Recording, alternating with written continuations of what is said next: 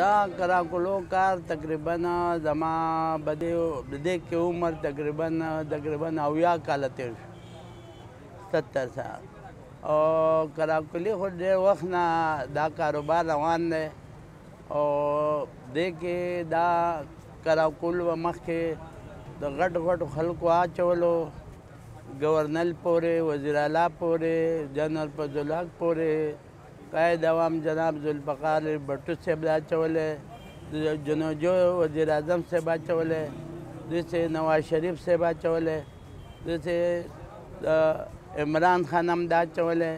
دا په پاکستان کې چې څومره وزیر اعظم دي نو دا کراکل هغو په سر اچولی د دې رواج به دې ختم شو چې دلته کې د نوی نسل چې کوم راغی پخوانی کسان چې کوم دي 90 کالو 100 کالو عمر والا هغو به دا اچول هغه ټایم کې زما عمر تقریبا 40-45 سال زما عمر و هغه ټایم کې کراکلو کار ډېر زیات و او خلکو به چې واده به و نو پیله به کراکلي ټوپۍ به چې نه واچول نو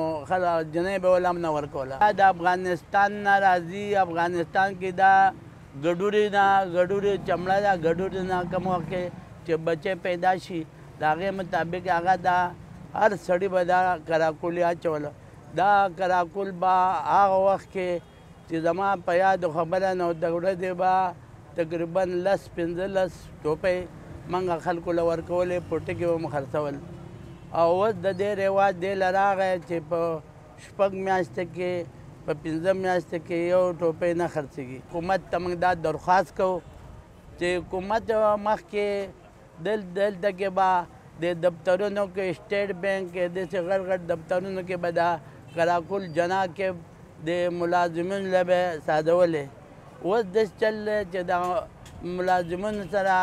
کومه ټوپۍ موپۍ به مخکې سادولې نو هغه اوس بندې شوې نو په دې کې هم د کراکلو کار ختم شو